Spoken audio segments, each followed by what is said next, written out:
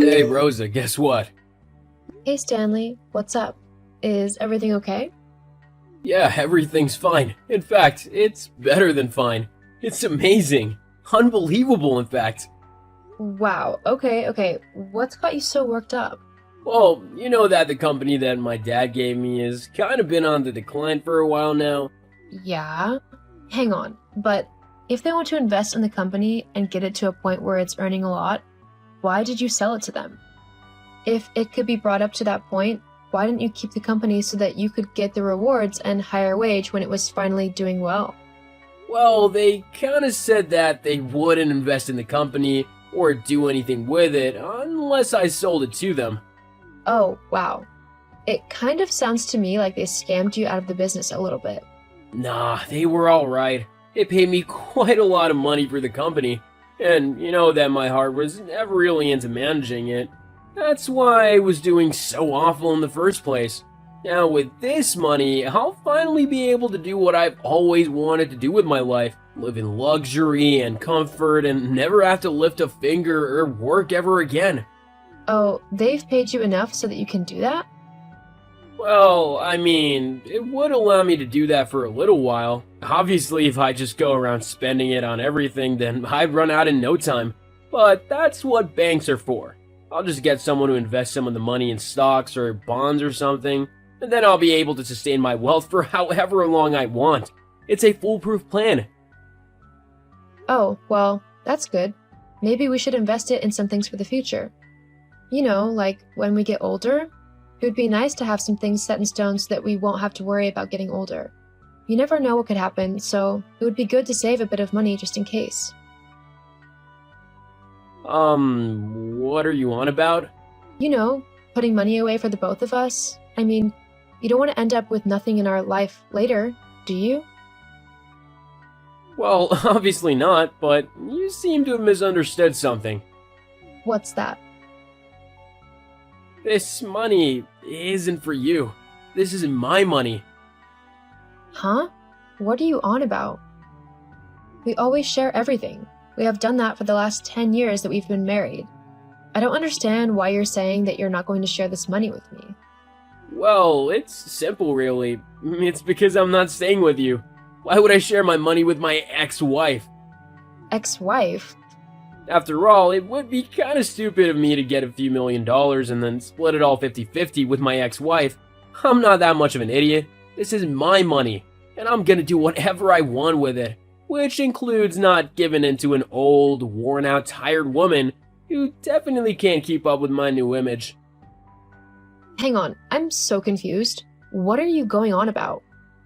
Jeez, you're so slow. Keep up.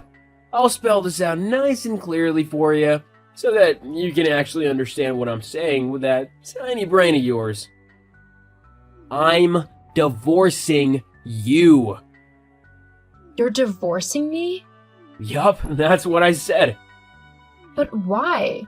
After all that we've been through over the last 10 years? I've helped you through some of the toughest times in your life. The only reason you even had a company to sell was because of me, and all of the hard work and effort that I put into it to keep it going. If it weren't for me, you'd have become destitute a long time ago. Yeah, well, that was your mistake, wasn't it? Look, it's not necessarily about you, okay? I mean, it is, but it's not so much your personality. You've been really helpful to me, and you got me through a lot, and I appreciate that. But now that I'm rich, like mega rich, I have a certain image that I need to maintain, and you just don't fit that. An image? What image? Well, I mean, just look at all the other millionaires in the world. 90% of them aren't married to an old, tired, and worn-out looking woman who looks really ordinary. They're with supermodels and actresses and just really stunning and beautiful women. If I stayed married to you, then I would just be made fun of by everyone else who had money. They'd keep telling me to upgrade to somebody prettier and stuff. Not to mention that having money is going to attract a lot of attention, especially from beautiful women. I just don't know if I'd be able to stay true to you with those kinds of people around, you know? So really, if you think about it, this is for the better for everyone. This way I can maintain a cool, stylish image and you don't have to worry about me cheating on you or anything. I'm really kind of doing you a favor. A favor? How is divorcing me because you wouldn't be able to stop yourself sleeping with other women doing me a favor?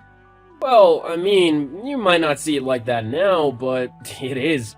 Trust me, it's for the best if we just split up. You mean it's for the best for you? Look, you can either look at this as a negative thing or you can try and make a good situation out of it. I'll even give you a little bit of something to make it easier for you, okay? As a way of thanking you for your time and effort.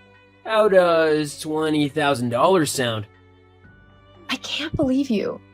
I'm not just some business partner or worker that you can buy off. I'm your wife. I don't want you to pay me to get a divorce like I'm just some nobody who you don't care about anymore. Did all of that time we spent together really mean nothing to you? Not nothing, but it really doesn't matter now. You're not who I want to be with anymore, so you can either take the money or not. Either way, I'm filing for divorce. It just depends on whether you want to walk away with a little bit of something or nothing at all. Well, as your wife, surely I'd get half of whatever you have in the divorce, which, from the sound of it, is a lot more than $20,000. Yeah, well, that would be if I actually had the money. Huh? If I hide all my money in an offshore account and make it look like I hardly have anything, and the government can't really touch it. I'd keep a little bit to make it look like the deal's gone through and all, but the majority of my money would be hidden away safely where no one but me and my bank and investors can actually get it. It's what all the rich people do. You are so selfish and cold-hearted. I can't believe you're just going to ditch me like this just to be with some younger woman.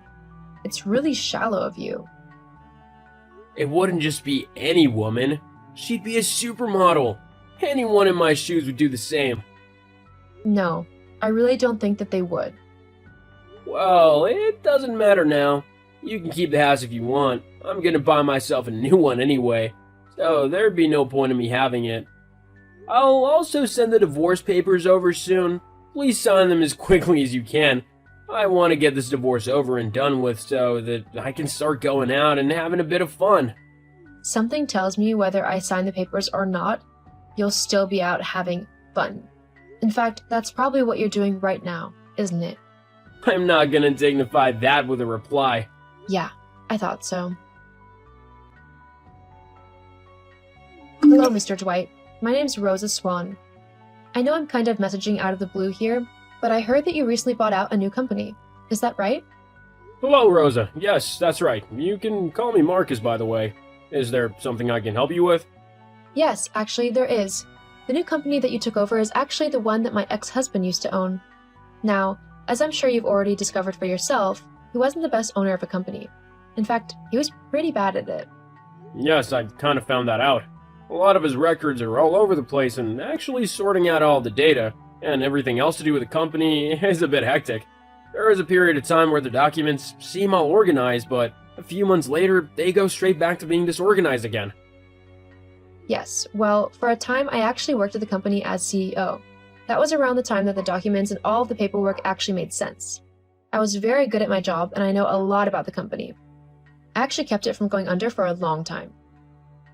I see. Well, if you were so good, how come you left? Stanley didn't like how good I was at my job. He felt threatened, and because I was his wife, he didn't want the rest of his employees making fun of him because I was better at running the business than he was. So he fired me, simply because he was insecure. It wasn't long after that the company began to fail again. I firmly believe that if you hadn't come along and bought the company out, it would have gone bankrupt. And what is it you'd like me to do for you? Well, seeing as I know a lot about the company, how it works and all the employees there, I think that I would be a good fit as CEO. I would like to apply for the position. I see. Well, let me think about it and I'll get back to you in a few days.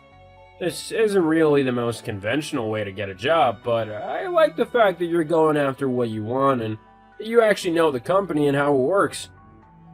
Thank you. I look forward to hearing back from you then. Yes, of course. I'll speak to you in a few days. Hello, Marcus. Thank you very much. I look forward to working with you as well, and I promise you that I won't disappoint you. Hello, Rosa. I've considered your proposition and I've decided to give you a chance. You'll be on a 12-week probation period. I look forward to working with you and seeing how you help improve the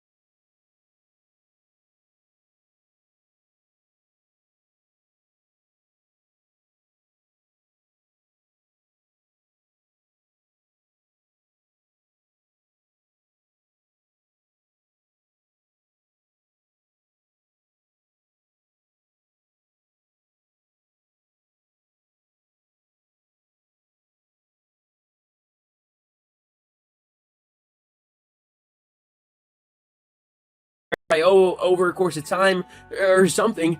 I mean, we were married for over 10 years, so surely you'd want to help me out. Why can't you just pay them? You have the money to, don't you? Actually, I don't have nearly half as much as I used to.